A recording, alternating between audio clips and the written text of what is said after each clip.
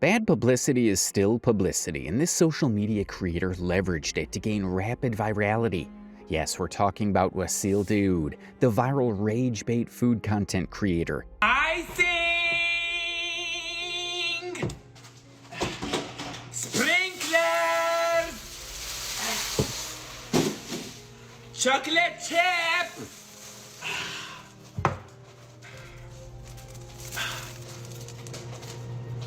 perfect.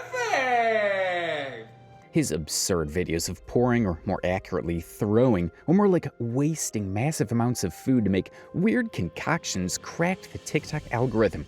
And he has over 1.1 million subscribers on Instagram alone. The TikTok following is even crazier. With over 11.9 million followers, he's undoubtedly one of the most watched creators on TikTok, albeit for controversial reasons. The guy eats food on camera, with only the chewing noises serving as background music, and honestly, if someone is simply hearing those noises without context, they sound something straight out of a porno.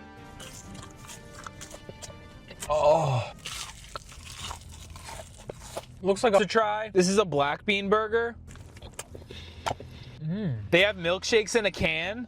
Can't say anything about his 15 million following, the one he keeps bragging about, but a normal person would definitely find the noises embarrassing and wouldn't be caught dead watching these, especially in public. Anyway, Wasil Dude was born in the US in 2002 and started his career as a creator with comedy videos. They performed okay, but nothing like the overblown virality that his later videos achieved. He cracked the algorithm by introducing Ragebait food content that basically involved him preparing food, at least that's what he pretended to do, and pouring in absurd, and I mean truly absurd amounts of ingredients in bowls, making a huge mess and basically spilling things all over his kitchen. Perfect. Okay. Ah, shit! Give me the sugar. Give me the sugar here. Okay.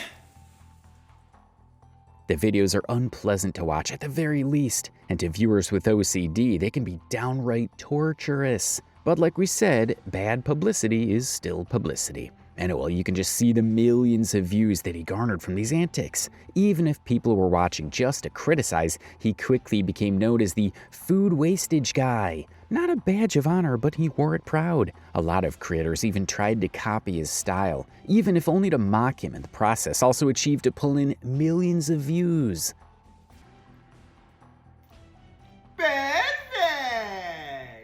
Sometimes we do weep for humanity. The brain rot content that gains this kind of virality is beyond comprehension. For a long time, Wasil Dude kept posting these ridiculously wasteful videos, and the criticism just made him more popular. He even claimed that the food he wastes is expired, although the claim made no sense. Who lets hundreds of dollars worth of food expire in this economy? It comes as no surprise that the claim did little to pacify the viewers, especially since he was tasting his concoctions at the end. Who would taste expired food knowingly? Is viewership worth your health? And ultimately, the cringe factor came to bite him in the butt. Because you see, when your entire fame is based on controversy, brands are a bit squeamish to work with you. So the guy did a complete rebranding, and his later videos were all about not wasting food and helping other people.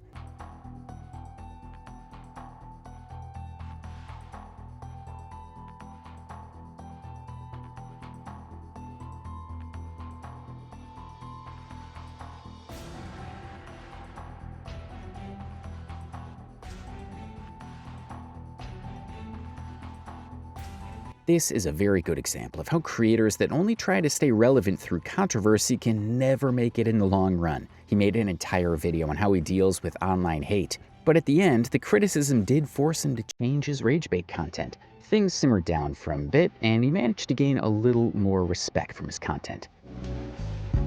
Oh, Lord.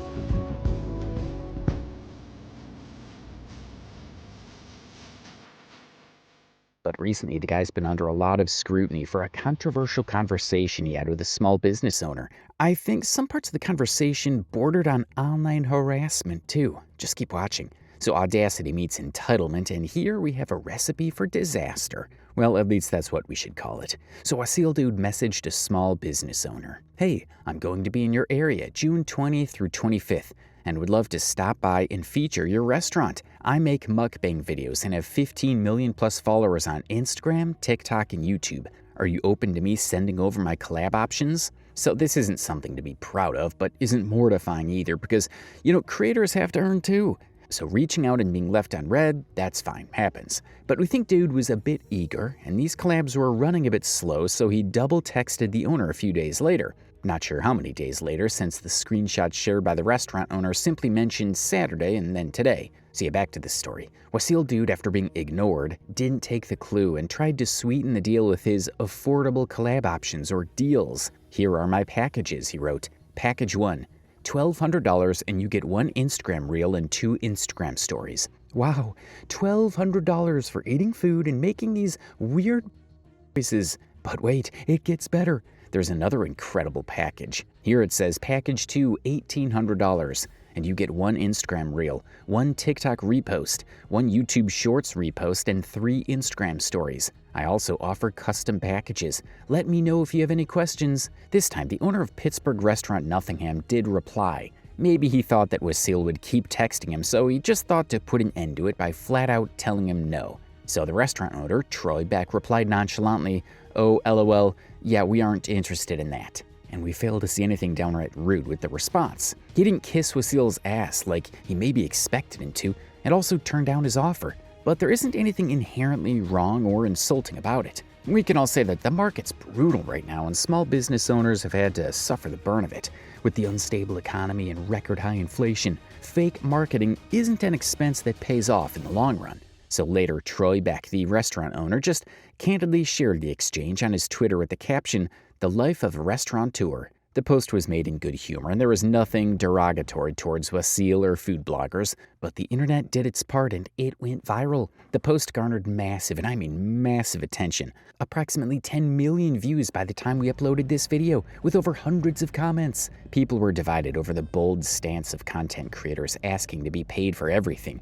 There is zero integrity in that, but some people pointed out that it isn't much different from other forms of marketing and sometimes can be even more useful to employ influencer marketing. However, people were right to point out that having a massive number of followers does not automatically translate to sales. We're gonna do the dang thing today. We're gonna be buying 1,000 real TikTok followers, and it's gonna be great. Anyone can buy followers on social platforms. And a view from the Arctic region is not going to do much for a restaurant owner in Pittsburgh, especially when it comes to restaurant owners that have only one branch. Who's to say that out of his 15 million followers, even 10% live near the restaurant? And a lot of people argued that his content isn't even taken seriously, although he's put in a lot of effort to wipe the remnants of his Ragebait videos era, but to most people he's still the food wastage guy. We took the liberty to do some digging, and it struck me that his audience is not particularly niche. His content is designed to be algorithm-friendly. Clickbait viral videos. Like this is just something people put up in the background and then forget all about it. He's done a phenomenal job at highly optimizing for viewership, but not necessarily boosting sales for the small business owner, the ones he wants to charge hundreds of dollars from. So it made sense for the guy to turn the generous offer down. But being exposed like this perhaps made Wasil quite embarrassed, and he sent a not-so-nice threatening message to Troy after their exchange went viral. "Hi, Troy. My attorney has been trying to reach you. There is a cease and desist in your inbox." Okay, so whatever was done before this was okay. I mean, creators do shoot their shot. Maybe not demand so much money, but we get it. But this blatant audacity in threatening a small business owner, and that too when he did nothing wrong? If a creator messages a business, there is no legal obligation to keep the exchange private. He could have sent it to countless other people and, well, turned out he had. We'll get into this juicy tidbit too. So Troy must have talked to a friend, or maybe he knew how the law worked, and we're glad he stood up for himself and didn't come under any pressure. His coherent and punchy response was impressive to say the least. Oh, for sure, your super real lawyer dialing up people at midnight over a tweet during the NBA Finals. Luckily for you, a few of my good friends are lawyers. There is no merit to any of what you claim. Stop charging small businesses to eat for free. And there we have it, a mini lesson in how to put people in their place. But Wasil didn't take it nicely and just responded with, "Okay, I'll see you in court." Bro, for what? Troy's original tweet was already quite viral, and this exchange just blew over. A lot of people made videos on this, and it was a topic of debate among content creators and viewers. Ironically, this incident gave more to Nothing Man than Wasil's influencer marketing ever could. Troy's confident response and his willingness to stand his ground established him as a man of principles and integrity. From the looks of it,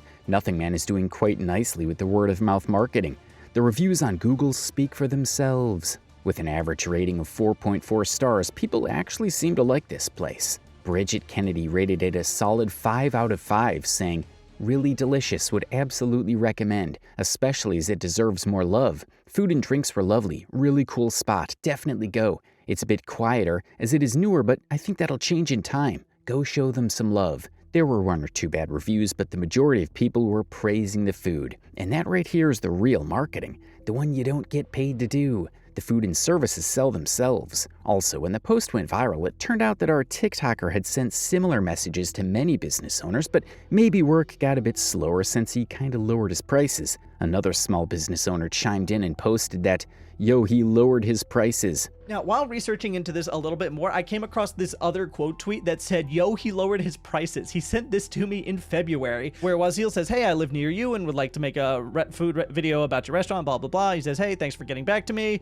Here are my prices, $1,900 and $2,500, which is a little bit lower than this original one, which is $1,200 and $1,800. So presumably not a lot of fish are biting." And true to his word, he posted his interaction with Wasil Dude that dated back to February. His message is quite similar to the one he sent to Troy. Here he is saying, "Hi guys, I live nearby and would love to make a video at your restaurant. I have 15 million followers across all platforms. Are you open to collabs?" The other business owner thought that this was something that would benefit his business, and he responded by saying, "Would love that." And then Wasil responded with, "Here are my packages. Let me know which one you are interested in." And then proceeded to dump his ridiculously high rates. Package 1, $1,900, 1 Instagram reel, 2 Instagram stories. And package 2, $2,500, 1 Instagram reel, 1 TikTok repost, 1 YouTube Shorts repost, 3 Instagram stories. Well, yes indeed, he lowered his prices, maybe because nobody really takes him too seriously. Mukbang videos aren't something people watch when making serious dining decisions.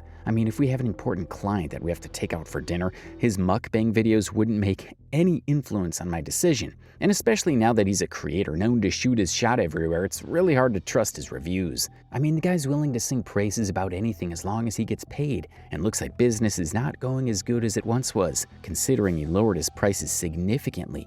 $1,200 versus $1,900 and $1,800 versus $2,500. $700 is a very significant difference. Anyway, our favorite part about this encounter was the perfectly respectful response given Wasil Dude that managed to put him in his place too. He replied saying, "LOL Wasil, you said you'd love to make a video, but you want $2,500 to call us the best? All love, brother, but we don't pay for positive reviews. If someone says we're the best, it should be because they actually believe it." I genuinely love the clapback, respectful yet direct. He continued saying, "We are always happy to take care of creators with free food for their time and effort, but paying for praise isn't something we do. And this is a pretty fair exchange of services." But most people were not as irked by this conversation for 2 main reasons, even though he's charging way more money from this guy. 1, he mentioned his charges after getting a positive response. 2, his entitlement is a bit under control here. Because here's what food influencers need to understand. Honesty is what gives credibility to your content.